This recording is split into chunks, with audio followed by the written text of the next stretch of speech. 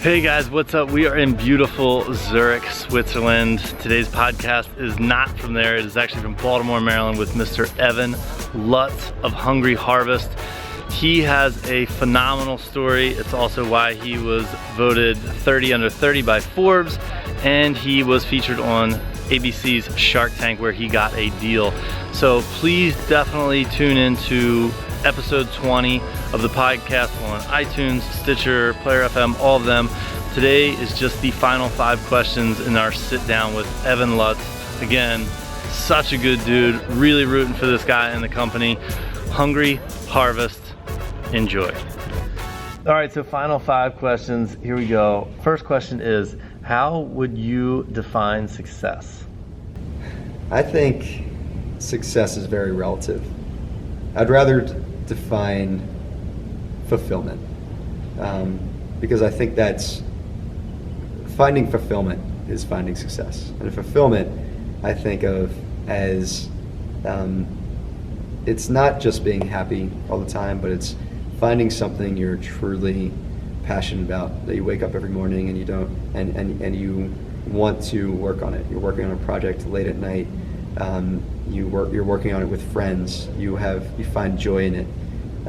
Once you've found a job or a project or a volunteer gig or something that really gets you fulfillment, and some people don't find it through. Some people find it through families. You can look at plenty of janitors that are fulfilled with their jobs because they have a great family or they find ways of interacting with people. Right.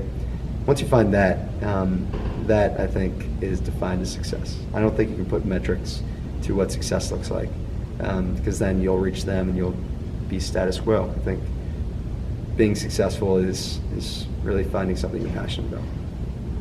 Very well said. Could not agree more. If you could do any job, what would it be? Or start a company, whatever it may be. Yeah, I wish there was a way. I'm really passionate about the criminal justice system, actually, as well. That has nothing to do with produce, and it really eats away at my soul, hearing about people that were convicted of crimes and put away for a long, long time, falsely. And I've had a few experiences where, in Hungry Harvest, we've worked with a few different homeless shelters in the past where we've actually hired their guys to work with us on weekends at various jobs. And there was a guy named Thomas who was convicted for falsely convicted of rape back in the 70s, in jail for 35 years for something he didn't do. And DNA test finally proved him wrong. I wish there's a way to make that into a business or live that out, but that's something I would, maybe after Hungry Harvest or later in life, that I'd love to spend a little bit of time looking at. By no means do I have a legal background. It's just something that really I'm deeply passionate about.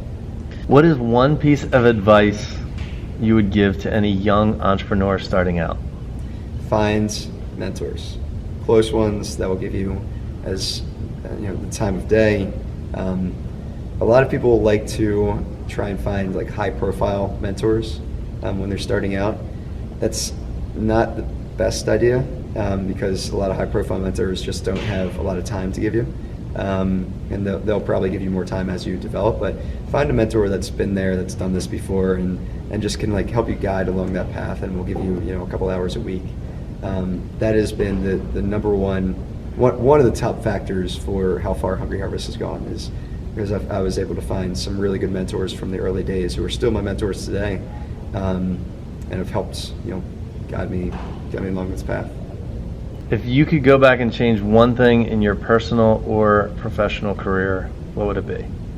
I would have liked to have started a business out of high school. Just started something earlier. This is my first business. I mean, I've started other entrepreneurial gigs before, but they've always been under other companies or under other projects.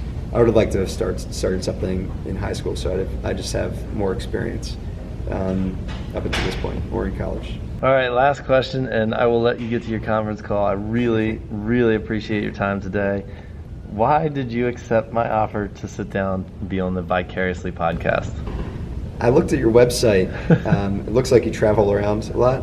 Right? Yeah. I love to travel as well, and I always like, hanging and just, and talking with other fellow adventurers and travelers. I also like to live vicariously through all of my, a few people a few of my friends that are still in college.